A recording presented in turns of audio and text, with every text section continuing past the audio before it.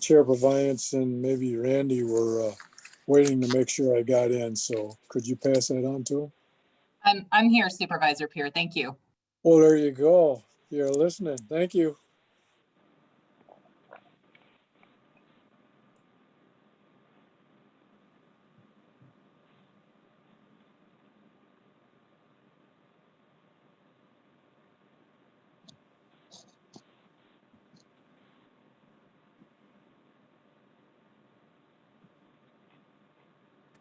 I'm going to apologize in advance. I am emergency babysitting a 2-year-old and a crazy puppy. So if they're screaming, it's probably not actual pain. It's a 2-year-old. Right now I'm letting her throw coasters against the wall, so we'll see how long that lasts. What happened to Peppa Pig? Oh, Peppa Pig, she lost interest. Imagine that. Yeah. I'm hoping that Peppa Pig will regain some luster by the end of this meeting. Yeah. I've been through that a couple times.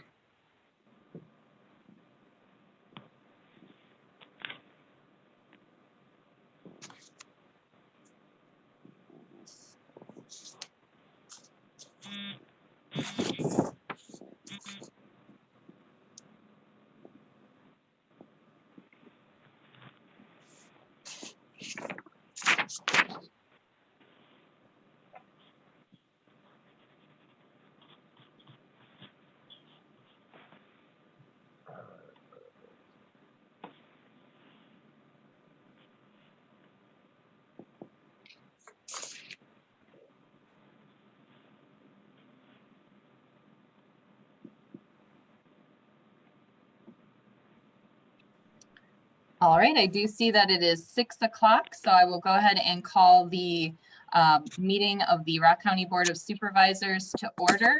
It is Thursday, October 8th, 2020, and we will begin with our invocation and Pledge of Allegiance. This evening, it will be led by Supervisor Yeomans. Would the supervisors please stand?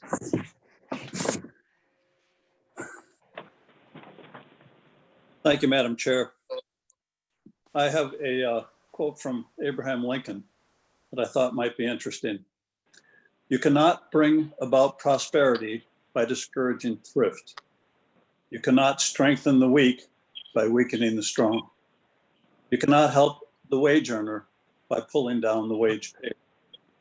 You cannot further brotherhood by encouraging class hatred. You cannot help the poor by discouraging the rich. You cannot build character and courage by taking away man's initiative and independence. And you cannot help men permanently by doing for them what they could and should do for themselves.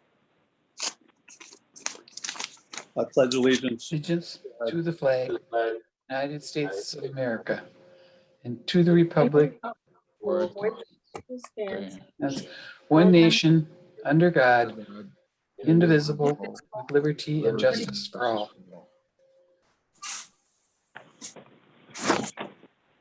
Thank you. Thank you, Supervisor Yeomans.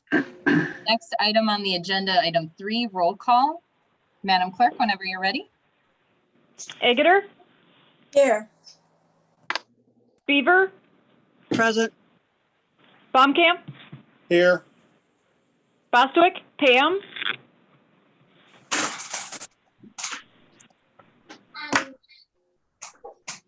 Bostwick? Rich? Here. Pam here. Hi, Pam. Brian? Sure. No, honey. Davis?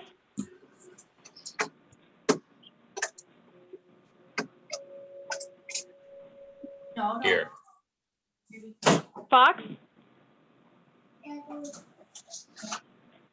Christina? Here. Holman? Here. Knutson, Here.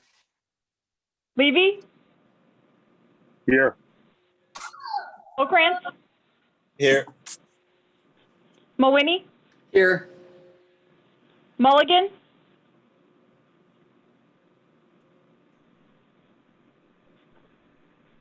here, Present? Podzolny, Here. Potter, Here. Rashkin, Here. Richard, Here. Renish, Yes, here. Schultz,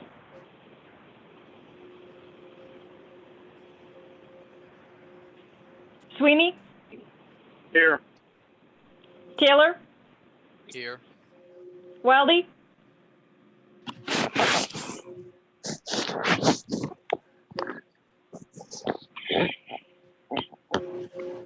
Williams, Present.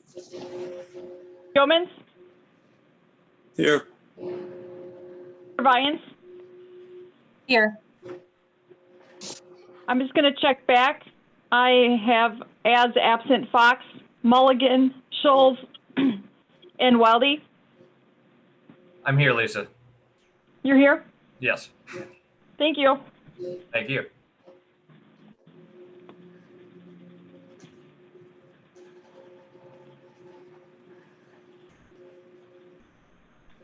We have 25 present, 3 absent, 1 vacant.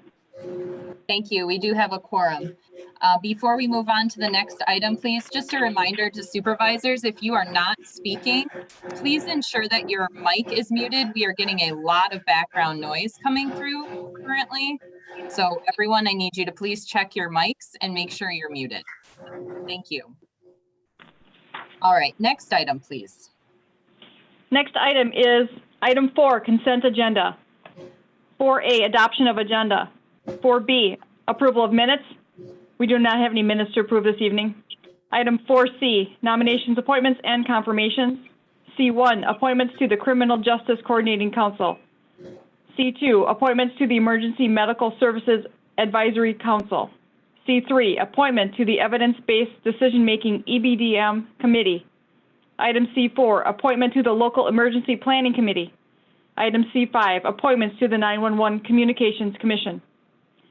Item D1, recognizing Timothy Conway for service to Rock County. D2, to recognize Lori Perry. Item E, other. E1, authorizing acceptance of the 2020 Edward Byrne Memorial Justice Assistance Grant and amending the 2020 budget. E2, amending titles and roles of representatives on Behavioral Health Redesign Steering Committee. Item E3, amending the 2020 Human Services Department budget to accept Parents Supporting Parents grant funds and creating 2.0 FTE Family Wellbeing Coordinator positions. Is there a motion to approve the items on the consent agenda? Moved by Supervisor Potter.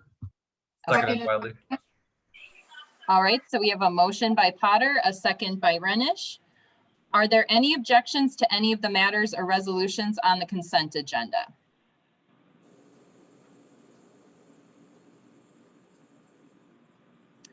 Are there any questions on any of the matters or resolutions on the consent agenda?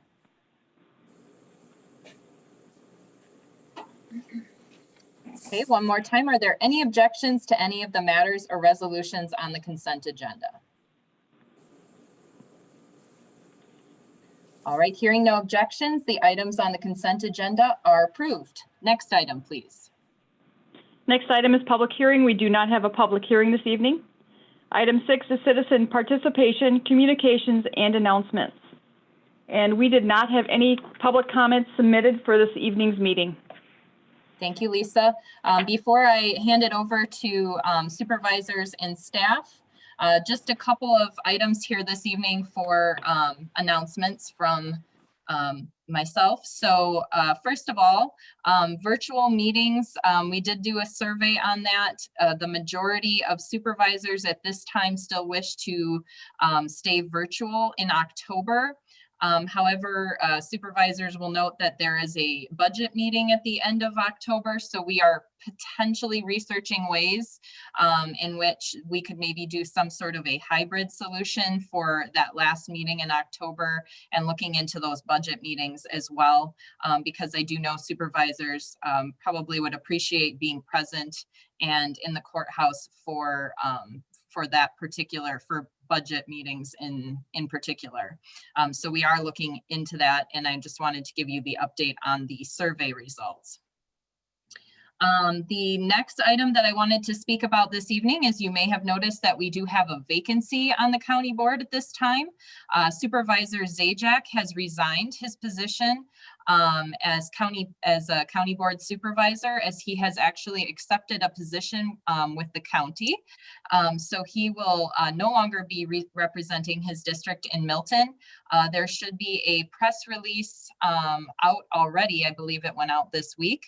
And we are encouraging people to apply to that position. The applications will be due at the end of October. If anyone needs further information on that, you can send me an email. However, there should be information on how to apply and all of that in the public, or in the press release that went out. And then we should hopefully have someone appointed to that position once the budget meetings are concluded for this year. Another quick announcement would just be, as Lisa said, for this evening, we did not have any comment for public comment, but for those of you who are watching live on YouTube, just a reminder, if you do wish to comment publicly, we do have two ways in which you can do that. They are both noted at the tops of our agendas, but we also do have a link on our government page for the County Board of Supervisors for you to click if you would like to sign up to actually speak at a meeting. That's also a possibility. So that information is at the top of our agendas as well, but it also has a spot on our County Board of Supervisors page on the left-hand side in the menu bar at the bottom. And then lastly, just wanted to wish Supervisor Lokrantz a very happy upcoming birthday in a couple of days.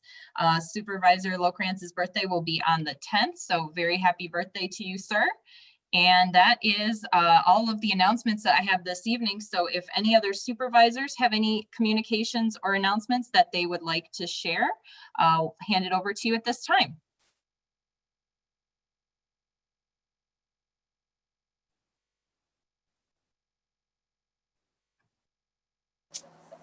Madam Chair. Yes, Supervisor Agutter. Thank you. I have a couple of things from the Allies of Native Nations group. First of all, Allies of Native Nations thanks you for your leadership in recognizing Indigenous Peoples Day. We would also like to recognize that we are meeting on the ancestral lands of Native nations. In Wisconsin, there are 11 federally recognized Native American sovereign nations and one seeking to regain federal recognition. We acknowledge these Indigenous communities who have stewarded this land through the generations and pay respect to their elders past and present. There are several events focused on Native nations in the month of November, Native American Heritage Month. Diversity Action Team, Allies of Native Nations program, We're Still Here, Wisconsin Native Perspectives for the 21st Century, Thursday, November 19th from 6:30 to 8 p.m. on Zoom and available afterwards on the Hedberg Public Library YouTube channel. Also, check out the new mural in downtown Janesville at the corner of Main Street and East Wall Street in Janesville by Jeff Enriquez that features a Native American woman and a Black woman. Allies of Native, one more thing recently added, there will be a Zoom meeting or a Zoom class on Sunday if you want to learn more about Indigenous Peoples Day. So that will be 2 to 3:30 on Sunday, October 11th. The call is named Replacing Columbus Day Beyond Time to Honor Indigenous Peoples Day. The short presentation will be offered by Holly Deng, MA, who has served as academic staff in sociology, criminology, and anthropology at the University of Wisconsin-Whitewater since 2004. Well, I can send you information. If you want more information, email or call me, or reach out through Facebook. And also, so that is a free and open to the public event on Sunday. And ANN, Allies of Native Nations, is a nonpartisan organization whose mission is to promote education and awareness of Native nations and issues in Rock County and Wisconsin. Meetings are the third Tuesday of every month. Thank you. Thank you, Supervisor Agutter. Any other supervisors with communications or announcements this evening? All right, hearing none. Any staff with communications or announcements? All right, next item, please. Next item is item 7, nominations, appointments, and confirmations. We do not have any additional this evening. Item 8, recognition of county employees or others. We do not have any additional of those either. Item 9, introductions of new resolutions or ordinances by supervisors for referral to appropriate committee. I do believe there is a supervisor who is going to introduce the resolution this evening. Yes, this is Supervisor Shirley Williams. Okay, go ahead, Supervisor Williams. Thank you. I am very proud that the county board did take some initial initiative regarding some of the concerns that are happening nationally, and particularly on George Floyd. We passed a resolution acknowledging that and stating opinion. And we also passed a resolution recently about the Confederate flag and where it can be displayed on county property in areas. And I am very glad that we took those stands. I think as another month has passed, it is time for us to start considering digging a little deeper.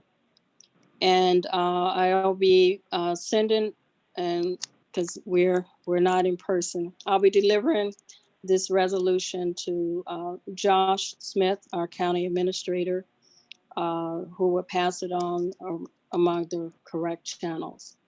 And it's about trying to bridge us together through love and making some action or taking some action that can bridge the community together. I believe there is that possibility.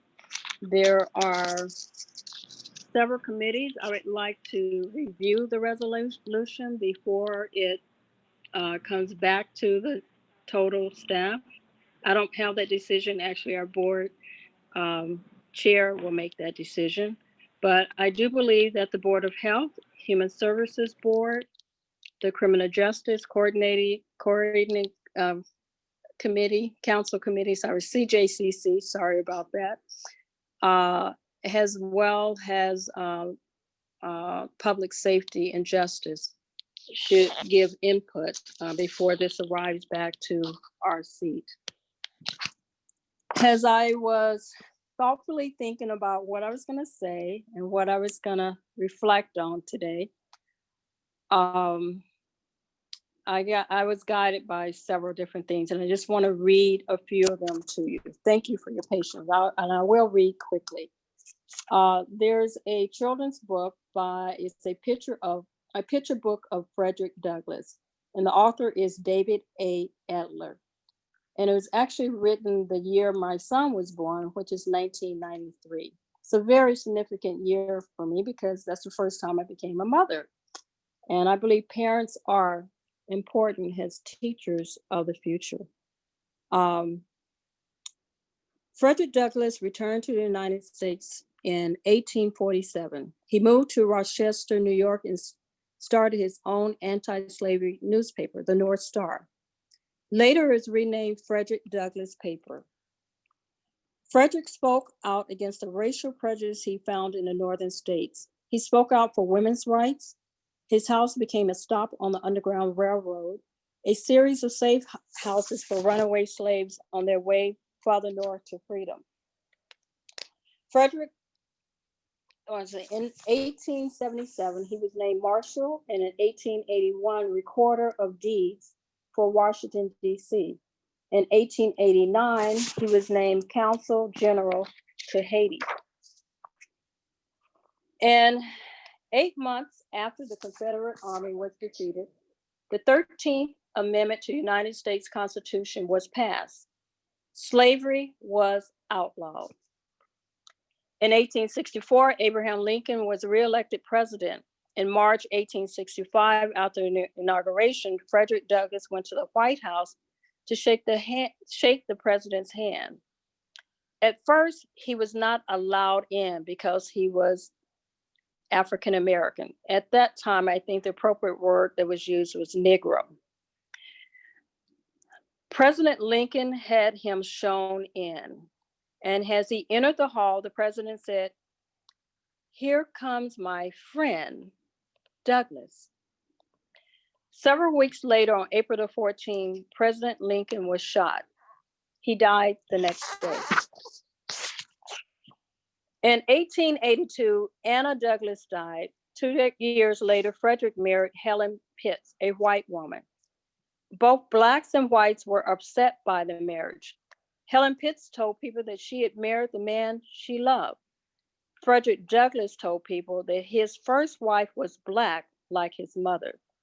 His second wife was white, like his father.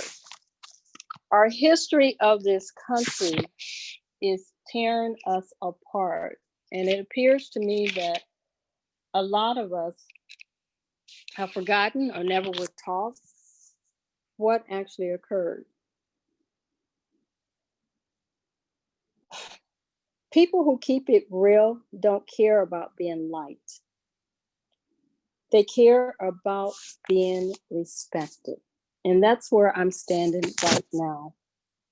There's a poem by Mother Teresa called Anyway. I recently learned that it's questioned whether or not it's her poem or not. But in order to prepare for this resolution, I had an appointment, a medical appointment actually in Rockford. And I drove to their Peace Park for Prairieville. And inscribed on the wall as you enter the Peace Park is Mother Teresa's Anyway poem. And that's what inspired me to share that with you today. People are often unreasonable, illogical, and self-centered. Forgive them anyway. If you are kind, people may accuse you of selfish, ulterior motives. Be kind anyway. If you are successful, you will win some false friends and some true enemies. Succeed anyway. If you are honest and frank, people may cheat you. Be honest and frank anyway. What you spend years building, someone could destroy overnight. Build anyway. If you find serenity and happiness, they may be jealous. Be happy anyway. The good you do today, people will often forget tomorrow. Do good anyway. Give the world the best you have, and it may never be enough. Give the world the best you've got anyway. You see, in the final analysis, it is between you and your God. It was never between you and them anyway. And as I mentioned earlier, I'll be delivering the resolution to the county administrator. And I think I'm probably going to walk it in person, just to be symbolic of us not being able to gather. I started my conversation with Josh, our administrator, a few days ago. There's a lady by the name of Fannie Lou Hammer from Mississippi. And both of my parents were born in Mississippi.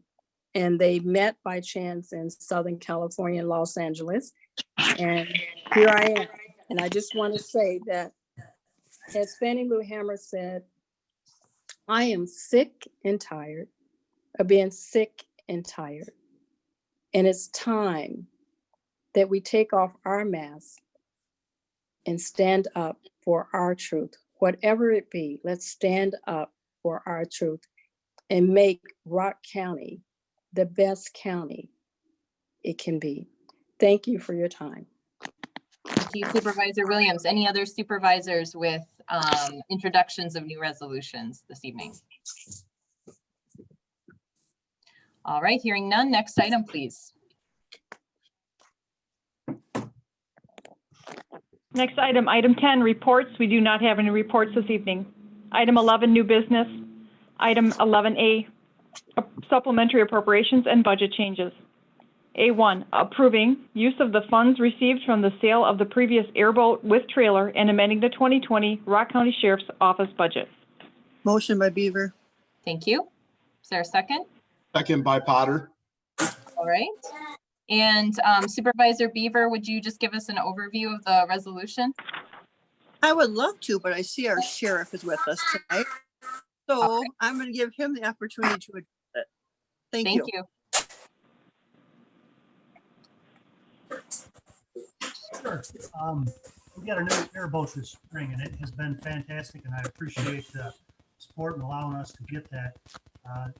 The boat has been very useful. We used it extensively down there at that drowning that we had on the south side of Janesville earlier. And one of the things that we found with it was that it was incredibly loud. And so when they would be wearing ear protection to sit that close to the engine, they would have to turn the radio up even louder yet in order to hear communication over the engine there. Part of what this money will be spent for is a communication system that hopefully will be able to protect their hearing and let them still be able to communicate well. And also, another piece of this money from the sale of our old boat would go towards like an advanced depth finder, where it also images the bottom. And if you're looking for something on the bottom of a body of water there, hopefully that will help you locate it and help us with those water recovery type duties. Last little bit of that money is probably on some miscellaneous things. I see they noted that they were looking for some flotation devices, and I got to think if you're out there doing that sort of work, that's probably that's what we're hoping to accomplish with that money we got when we sold the old boat. Thank you, Sheriff Knutson. Any questions for Sheriff Knutson at all from supervisors?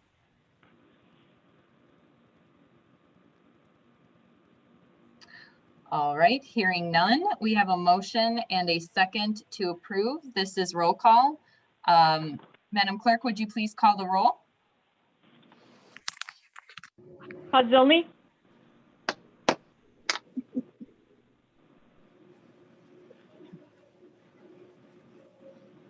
Richard moves for unanimous consent. Seconded. Russ, Wiley. you're on mute. All right, so we have a motion and a second for unanimous consent. Are there any objections at all? can I clarify who was the second? Yes, I believe it was Supervisor Wiley. Yes. Thank you.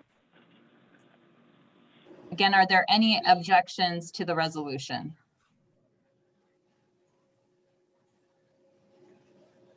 All right. Hearing none, hearing no objections, the item is approved. We'll move on to the next item, please. Next item is 11B. 11B1, awarding contract for the Craig Center roof retrofit. All right. Davis moves. Is there a second? Thank you. So we do have a motion and a second. Supervisor Potter, would you give us an overview of this? I do see Brent is on. If Brent is a little more versed in this, he'd like to speak on the issue. Thank you. Sure, thank you. One correction I'd like to make is there is a typo in there. It said it's for an insulated PTO roof, and it's actually a TPO roof. So just to make that clarification. The Craig Center roof is indeed quite old. There's been many patches to it, as well as rusting out and leaking. And we had the consultants go through there and analyze and found that the best fit was to go with a TPO roof, which is a tapered insulated roof. Does have a lifespan of anywhere from 7 to 22 years. It'll come with a 20-year warranty. You will notice in the bids, we had 7 bids and the range was quite wide. And if you'll notice the highest bid of $174,620, that was actually an error. When I contacted the contractor who is also doing the roof currently at the courthouse, asked him why the bids were so far off, and he said that was an error. It was actually supposed to have been $74,620. And then I contacted the low bid,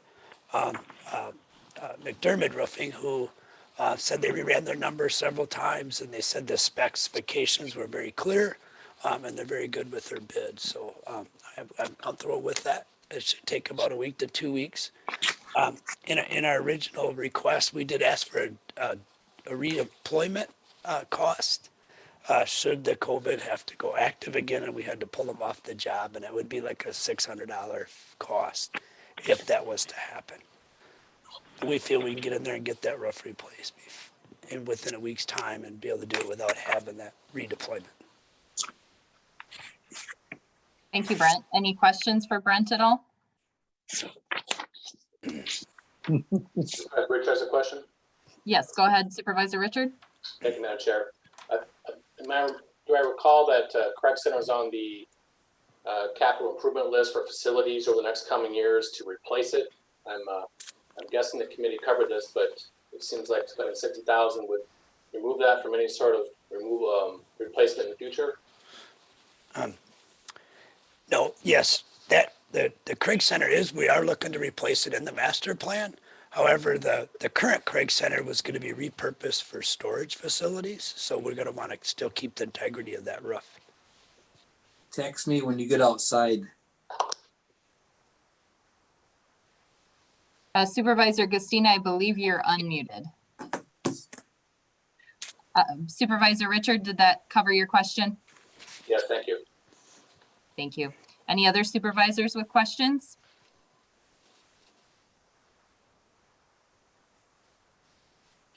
All right, hearing none, we do have a motion and a second to approve. This is a roll call vote. Madam Clerk?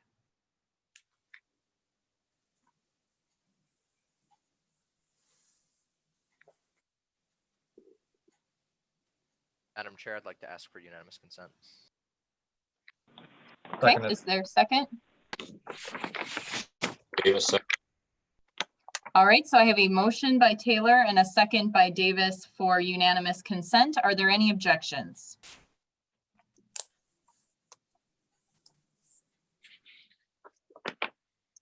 Okay, hearing no objections, the item is approved. Next item, please.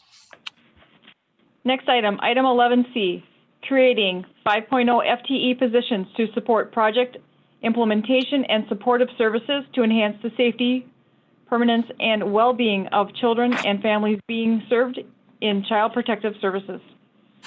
Moved by Supervisor Pierce. Okay, so I have a motion by Supervisor Peer and a second by Supervisor Knudsen. Supervisor Knudsen? Thank you, Madam Chair. The Human Services Department received an additional $1.15 million in funding from the Wisconsin Department of Children and Families in the 2020 budget. These additional funds were allocated to support incentive pay for child welfare staff, consultation services for program development, and to reduce the tax levy allocated for out-of-home placement costs, to add staff resources for quality improvement efforts, and to support increased in-home safety services for families. Significant changes in child welfare practices are occurring as a result of the Federal Family First Act, landmark legislation that changes the way federal funding can be utilized and requires additional efforts and resources to prevent out-of-family placements for our children. In response to these priority areas, the department plans to utilize increased staffing resources to support those practice changes. We would appreciate your support of this resolution. Director Luster is on if anyone has any specific questions. Thank you. Thank you, Supervisor Knudsen. Does anyone have any questions for Director Luster at all?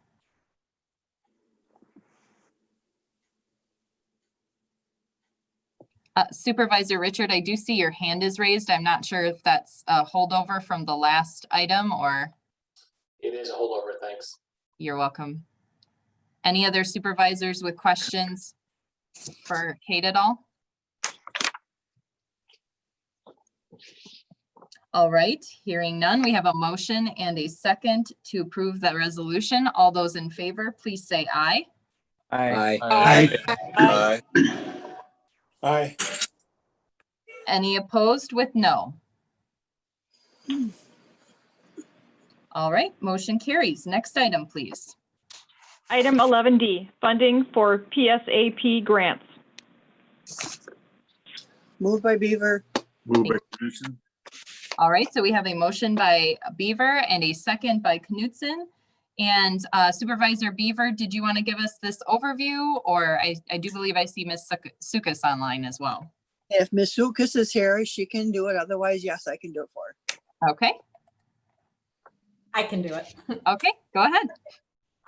Basically, this is a similar resolution as something we did in 2018.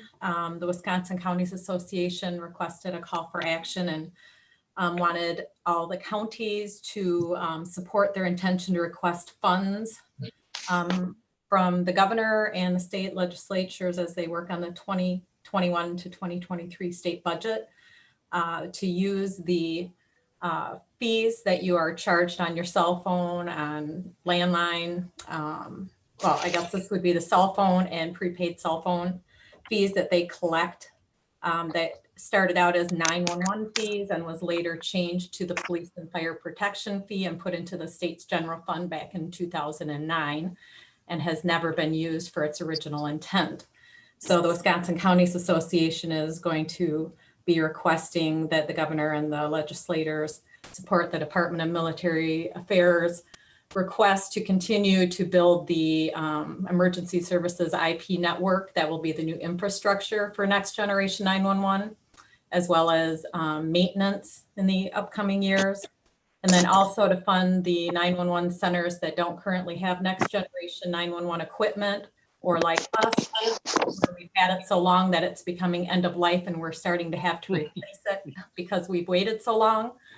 And then the maintenance costs is to upkeep all those systems. So I think in 2018, they got 7 million and now they're requesting 15 million to be put into the budget and every budget thereafter to use those funds as they originally intended and that the subscribers think that it's being used as. So they are looking for our support. Thank you. Any questions for Ms. Sukas at all? Davis has a question. Yes, go ahead, Supervisor Davis. Will the annual maintenance cost continue to rise? It seems like it does. As we buy new equipment, it goes down because it's covered under warranty for the first year usually. And then, you know, as you add equipment and new features, the prices continue to go up. So, yeah. Thank you. Mm-hmm. Any other questions from supervisors at all?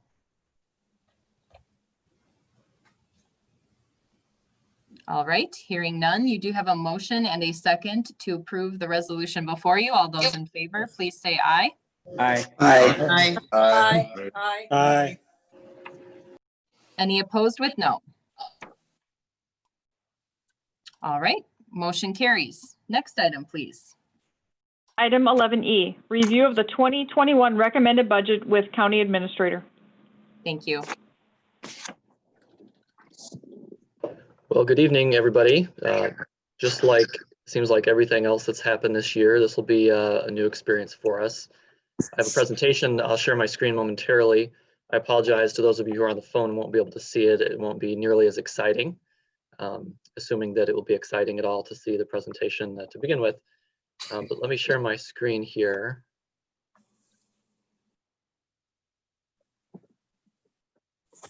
All right.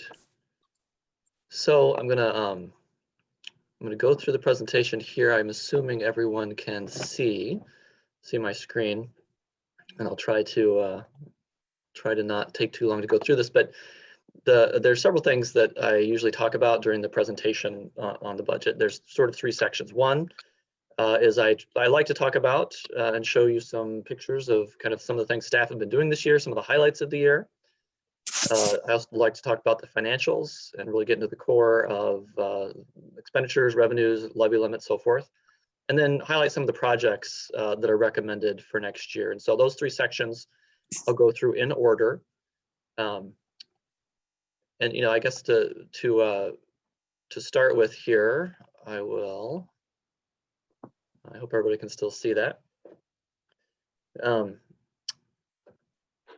Note that the County Board Rules of Procedure require that I make this report to you during the budget.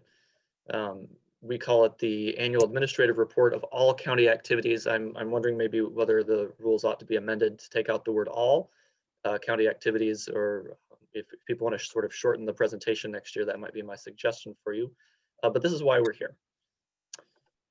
And I always put this slide up when I start, just to remind us sort of what the reasons are that we're all here, and what the purpose of the budget is for next year, and the presentation, trying to highlight that really the reason that we're here is to provide service to the public as part of our vision statement. And I think it's always important to keep that in mind as we think about how the board's going to spend its money, which really is, as some people say, money is policy. And so it's important to keep in mind that service is the reason that we're all here. So as I embark upon the first part of the presentation and think about trying to find some pictures of staff, it was a unique year to try to find some pictures of staff because we didn't have as many activities as we always did. But we started off and it was a pretty normal looking year.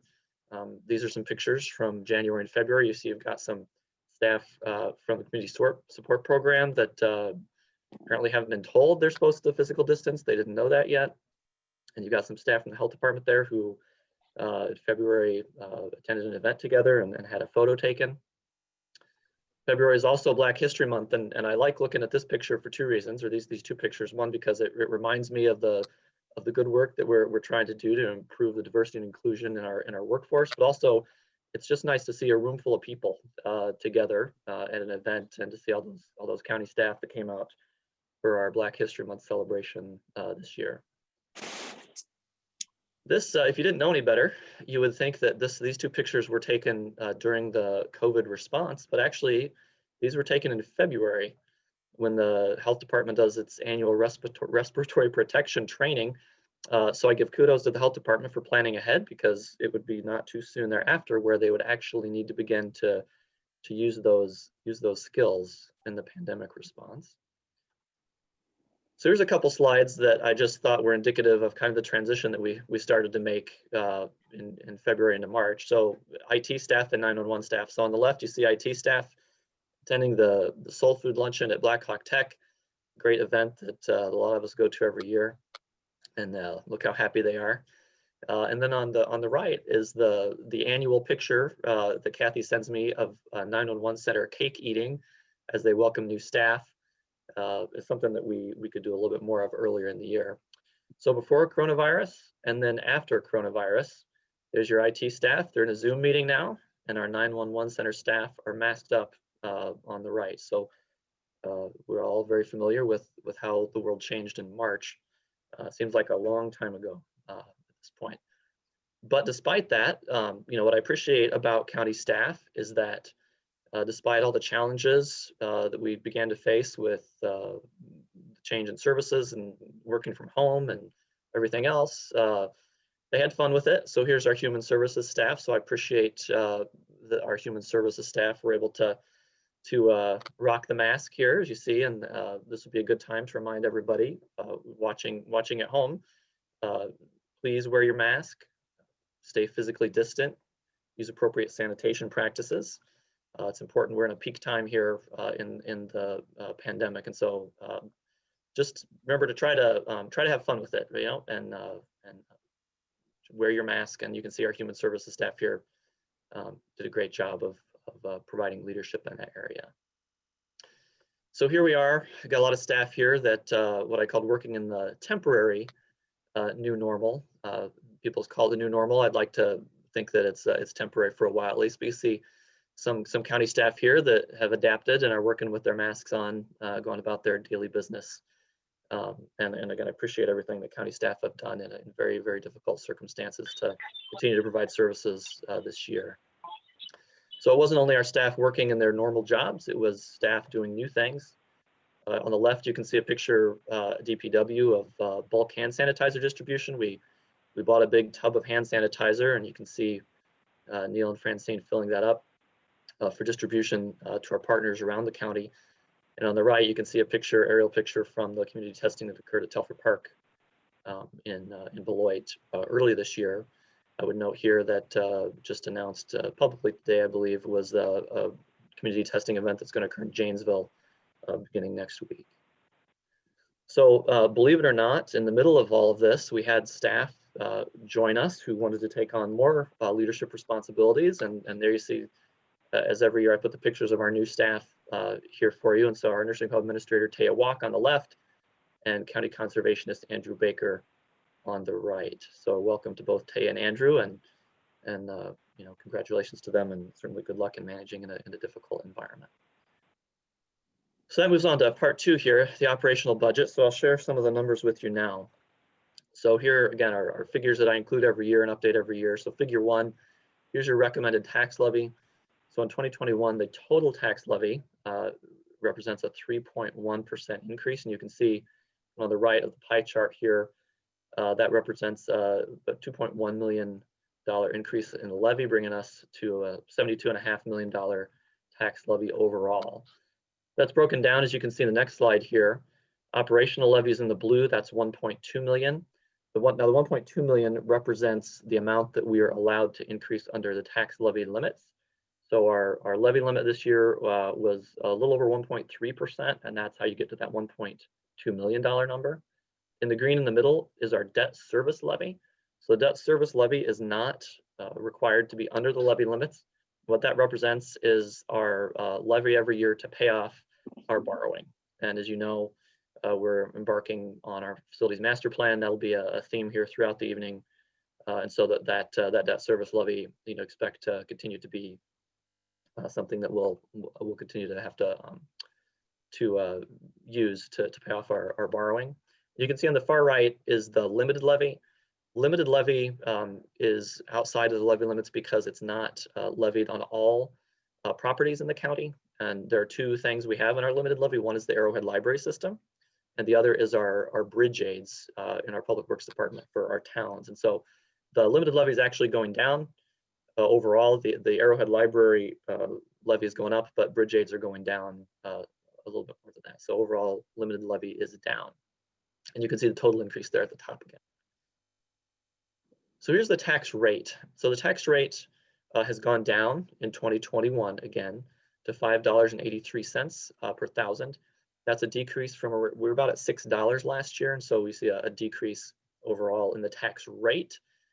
And that is largely a function of what you see on the next slide here, which is a continued increase in our equalized value. So equalized value is up to 12 million. A little over 12 million this year.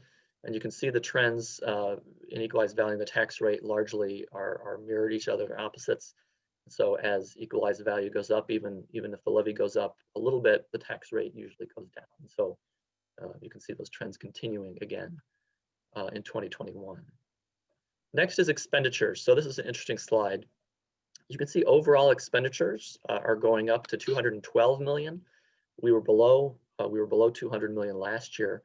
And so overall, when you look at the more detailed numbers in the budget and in the cover letter that you'll see when you pick up your packets, will be posted online tomorrow, that's a overall expenditure increase of about 8.8%, which seems pretty significant.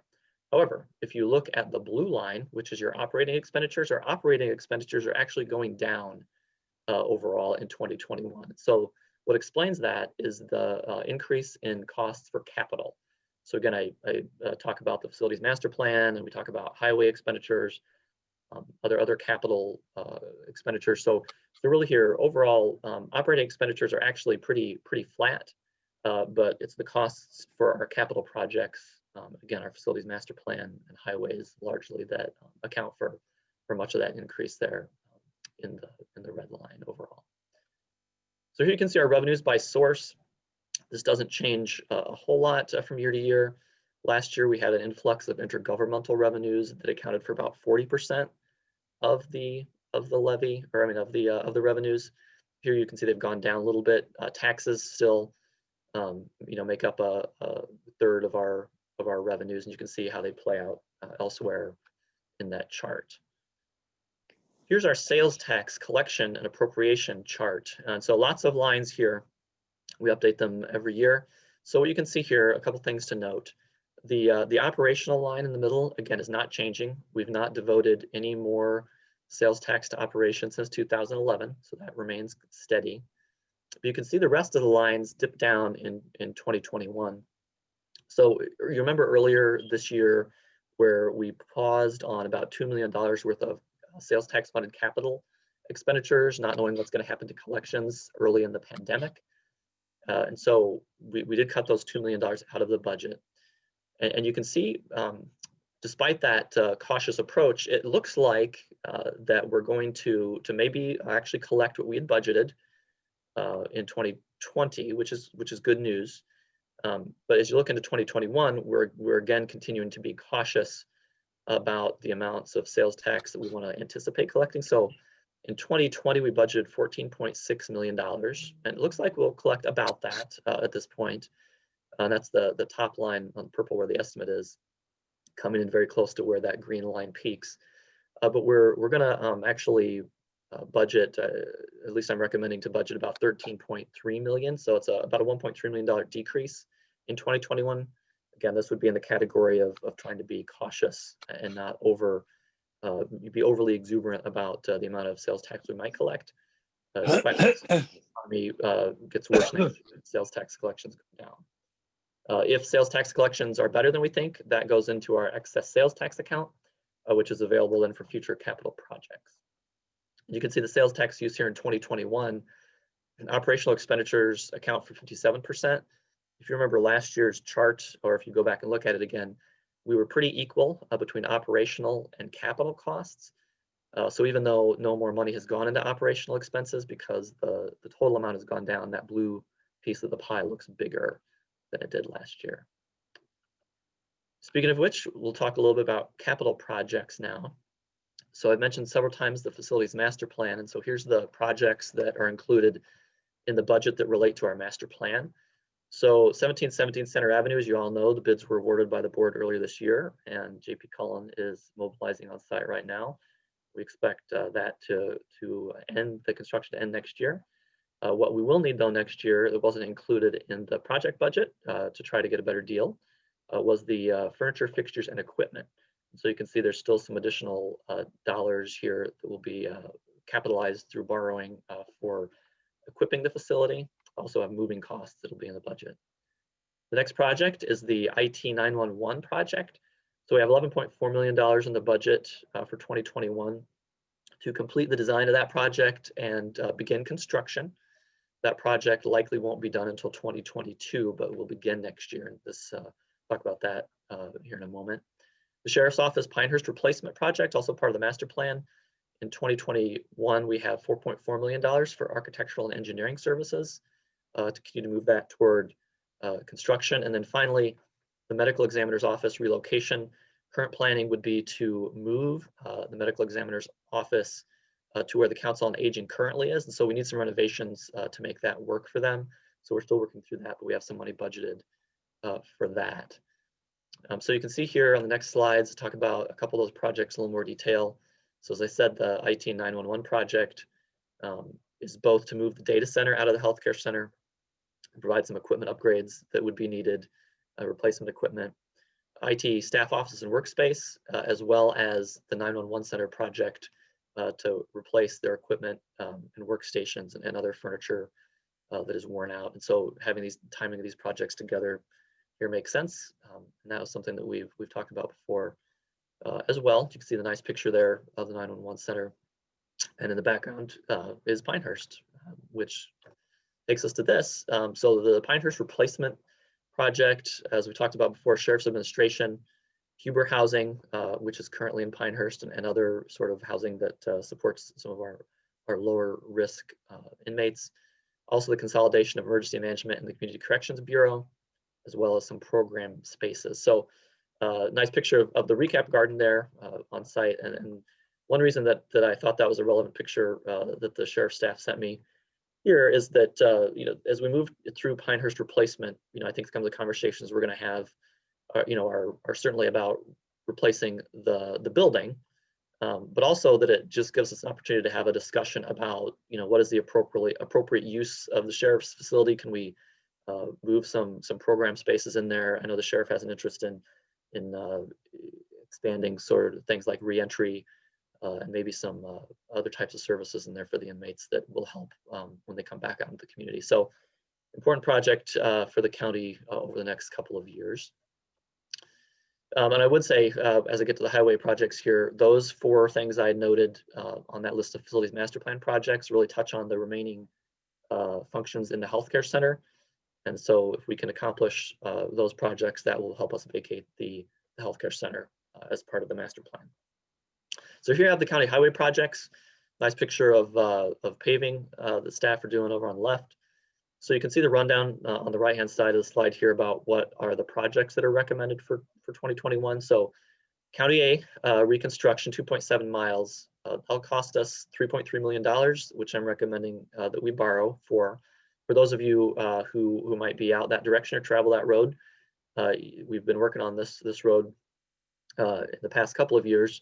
After this segment, there would be one more segment of County A that would bring us back to Highway 14, and that would be anticipated to be in the 2022 budget.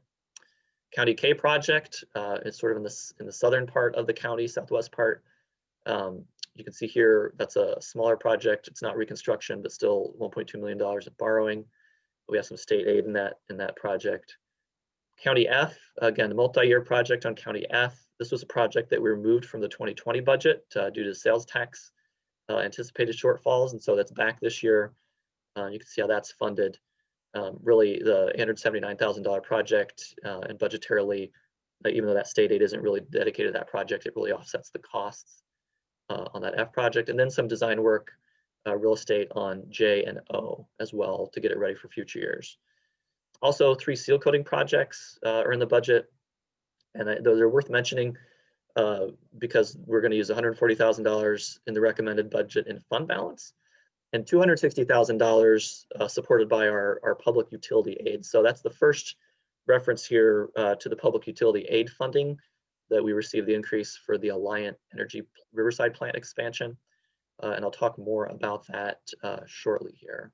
So you can see here, overall county highway project summary, borrowing $4.2 million. You see the sales tax over $1 million, and then the other sources as well. In addition, nice aerial view of the Chopir Public Works facility that's under construction. That's coming along. Will be a nice addition to help with the plow routes on an expanded interstate project. And here, one more slide, just specifically about highway construction funding sources. So you can see here over the past several years, since 2015, we've really increased the amount that we've dedicated to maintaining our highway infrastructure, which of course is important for economic development and is just in general for general traffic. You can see here in 2021, we are slightly increasing over the amount in 2020 again. You can see the amounts broken out by the borrowing and sales tax dedicated to highway construction projects in 2021. Since we're talking about borrowing, this slide makes sense to come next. And this is just a reminder of where we are with our debt limit. So counties by state law are restricted in the amount of funds they can borrow. That's called the debt limit. And as you can see here, we are in very good shape under that statutory guideline. In 2019, we were only at 7.88% of what we could borrow. Now, that's not to say that we should borrow up to our limit, certainly. But I think the reason to note this is that it really is just a reminder that despite the increases in borrowing that you would see in the slide on the highway projects, as well as the slide on the facilities master plan, that we are in very good shape with our borrowing, and we should feel pretty confident about that part of our fiscal planning. So next, we'll talk a little bit about some of the projects, initiatives, and budget changes that are in the recommended budget. First of all, just kind of revisit the effect that COVID-19 has had on the budget, both here in 2020 and going forward in 21. So first of all, response costs. I think we've been fortunate in 2020 that many, if not most of our response costs were covered by grants in the various departments. Public health has been funded by grants, RockThe, Sheriff's Office, Human Services, Council on Aging has gotten a lot of money for meal programs, for example, as well as our general routes to recovery allocation. 2021 though, a little uncertain at this point. We already know we're going to get some money for public health. We've been told by the state, although we expect that to be smaller than the amount that we received in 2020. So I'd say this is an area where we just don't know yet what's going to happen. We don't know if there's going to be another federal stimulus that would come. Things are just kind of up in the air with 2021, so it's hard to plan for that piece of it. Revenue shortfalls certainly have affected us, both in 2020 and in 2021. One probably the easiest example to understand in 21 would be investment interest income. We get investment interest income that helps offset costs in the budget. And in 2021, we're expecting about $450,000 less in investment interest income. And so that's a whole hole that needs to be filled again, right from the start, that we start that much in the hole, trying to figure out how to fund things. So the unassigned general fund balance also been affected by COVID and its effects on the economy. I put out here rainy day fund. The way I think about our unassigned general fund balance, savings account, rainy day fund. And so a couple points about that. So first of all, the good news. So the auditors were in a few meetings ago, and one of the things that they had noted is that in the last 6 years, we've added $9.2 million to our unassigned general fund balance, which is a 32% increase. To me, that's very significant, and I'll talk about that here in a minute again. That represents an audited balance that was 26% of expenditures. The finance policy established the finance committee established a policy that requires that to be within the 20 to 25% range. So we're right above that, very healthy unassigned fund balance. The not so good news, as you can see in 2020, that at this point in the year, we're estimating that fund balance will decrease by $1 million just based on the results of operations. Largely things like revenue that didn't come in from a variety of sources, not so much on the expenditure side, more so on unrealized revenue due to the pandemic.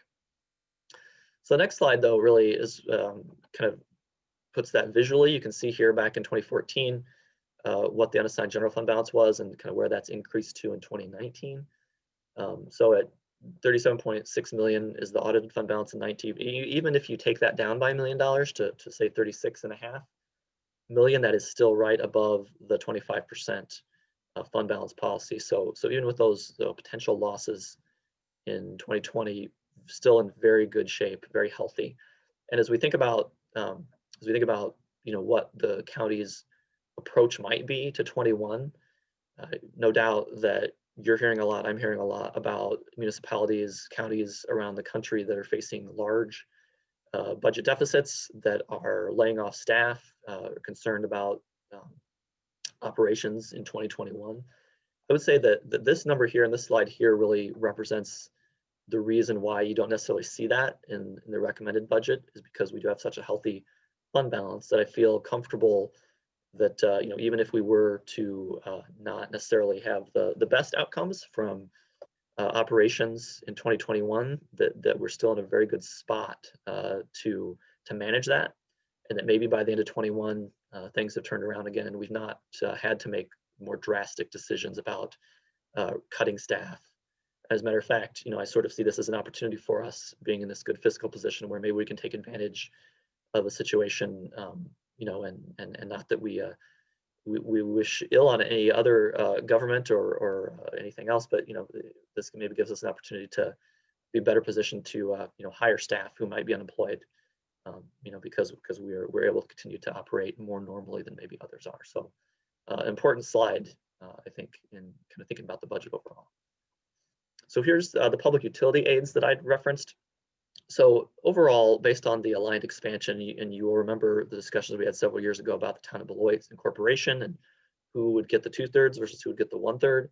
So you can see at the top, because we continue to get the 2/3, the total increase that we're budgeting for next year is just over $1 million, the $1,085,378 number.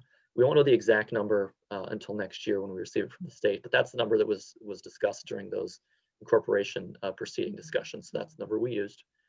And so you can see here, what I tried to do is to list a number of things that I felt were worthwhile things to do with additional resources. And back when the town of Beloit incorporation discussions were going on, we had made a point publicly and to the Corporation Review Board about the good things that the county could do with those funds, and things that would be countywide in nature. And some of those we've actually already been able to fund to this point.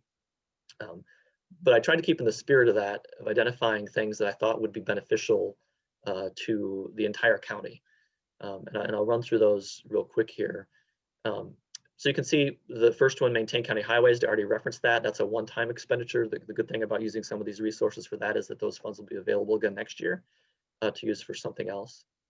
Next is addressing workforce needs at 911. So this is something that has been an issue for a couple of years at least, as we think about recruitment and retention at 911.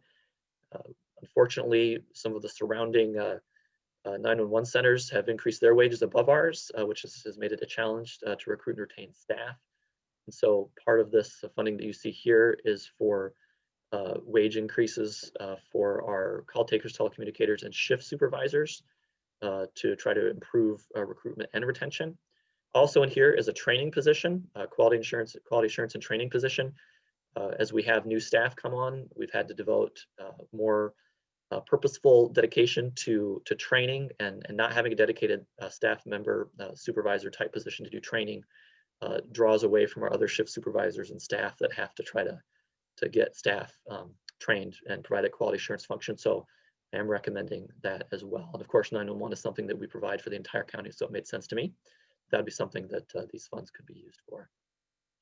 Next is improve equity and address systemic racism. So as Supervisor Williams referenced at the beginning of our meeting, the county board passed several resolutions earlier in the year, including most pointedly condemning the George Floyd killing and declaring racism a public health crisis. There's several resolved clauses that were in those, and when you look at the letter, the budget letter, you'll see I pulled those out for you to remind you of what those are. And so, in order for us to continue to make progress in this area, I felt that it was necessary that we have dedicated staff resources to this. We've done good work over the past several years, and I think we've reached sort of the critical mass time where if we're going to continue to make progress, we really need staff resources. So in this area, what I'm recommending is 2 equity manager positions. So one would be in our human services department. Human services is our largest department. They have the greatest level of contact with the community. And so they certainly could use this resource, and they've done great work and are really farther ahead, I think, than our other county departments at this point. They could use that resource to help them move forward in addressing those systemic issues with their organization and with their clients. The second one would be a county-wide position that would be in the county administrator's office. Again, to coordinate, develop, advance initiatives, both current and new, to try to address those resolutions in our current efforts to continue to make progress in this area. Number 4 on our list is improving communication with the public. So here, you recall not long ago, the county board created a communication specialist position in the public health department as the pandemic raged on. That was to be funded through the middle of next year with grant funds. And this would fund it for the rest of the year with these funds. I think we have learned that communications during the pandemic has certainly been very important for the health department. But I also think, one of the things that we had pulled forward in the discussions during corporation was actually trying to address the health rankings in the county. The county's health rankings are not great. And really the way that we're going to try to address that, and really the only way to address it, is through public education and communication about healthy habits and lifestyles. And so having that position, if we think about the day in which the pandemic is past us, having that position in place will also help with those population health initiatives. The other piece here with communications to the public, and I think this is a lesson learned from the pandemic as well, is that our countywide communications have been lacking. And so this also recommends a communications manager position that would again be in the administrator's office to try to address our shortfalls really in countywide communications. In particular, I think we aren't doing a good enough job with our social media presence to communicate with the public. And so I think there's real need for improved communications countywide. And so this position would address that. We've had these discussions really for a number of years about this, and it's never quite risen to the top where I've recommended it. It's a common position in other organizations, particularly cities and school districts. Certainly have a communications professional. The county never has, and so now I'll leave it up to the board to decide whether or not that rises to the level of being a priority. Address one-time community needs. These are things that are in our community agency initiatives policy. I won't go into details about these. You'll see these later. But one-time sort of COVID or a capacity building nonprofit needs. Address workforce needs and economic support. So again, like 911, we have retention and recruitment issues among our economic support staff. And particularly during this time, over the past year, our food share caseloads are up by 15%, and our MA caseloads are up 10% as the economic effect of the pandemic continues. So it's more important than ever that we make sure that we can retain and attract good staff and economic support. And then when you add all those things up, that leaves about $150,000 difference between what we budgeted and what are included here in the appropriations. And so I just described that as sort of offsetting other revenue shortfalls in the budget. Here you can see a slide, and this just goes into more detail about our equity inclusion initiatives. And so I won't go over this again. I've really already talked about this.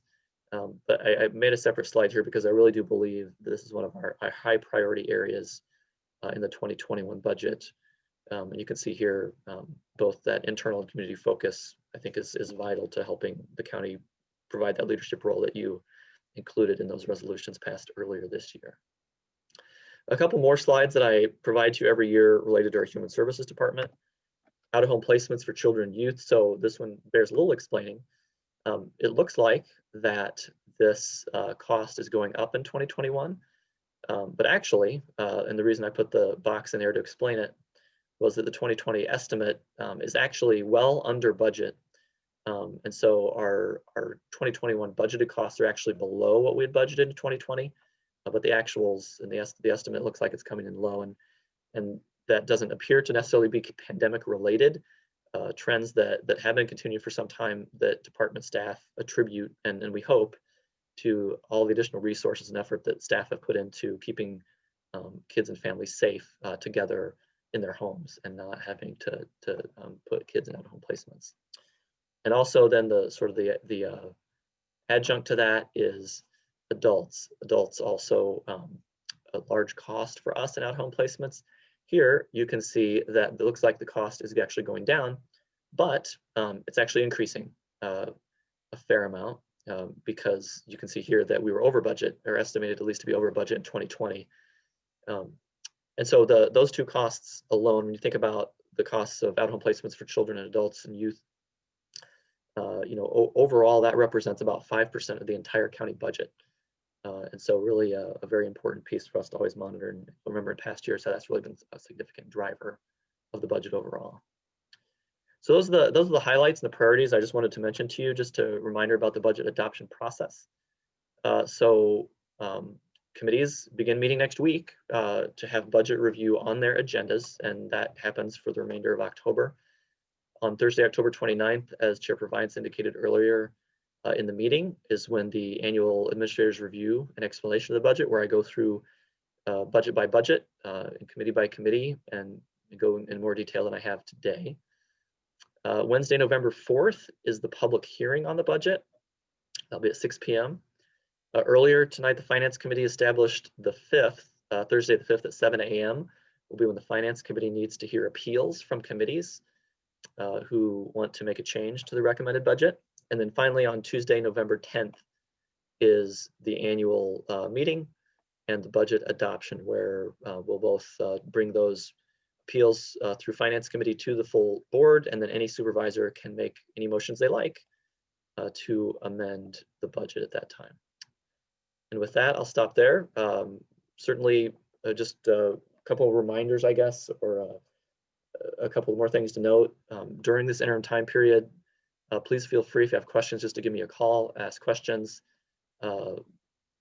Very happy to try to explain why some of the decisions we made in the budget. Also, we expect to have the budget documents posted online tomorrow. We will say, just to give ourselves some time, we'll say by noon. It'll be on in the morning, but no later than noon is our plan. And then because you can't be in the county boardroom to pick up your book, beginning Monday morning, we will have those available at the security station in the front of the courthouse for supervisors to pick up. So if you want to stop by, they'll be there for a week only because they're taking up a large part of the security office. And so we really want to not leave them there indefinitely. So if you don't pick them up next week, then you'll have to be in touch with us to figure out a way to get that to you. Otherwise, online, they'll be online for what most people will need as well. With that, again, usually not an opportunity here for questions, usually just a presentation as you absorb it. But with that, I guess I'll end the presentation and turn it back over to you, Chair Provines. Thank you, Josh. All right, as Josh already said, we don't usually take questions or comments from supervisors at this time. So with that, we will move on to the next item, please. Next item is 12, adjournment. All right, is there a Justina motion? makes a motion to adjourn. Thank you. Is there a I second? second it, Shirley Williams. Thank you. We do have a motion and a second to adjourn. All those in favor, please say aye. Aye. Any opposed? All right, thank you very much, ladies and gentlemen. We are adjourned. Have a great night.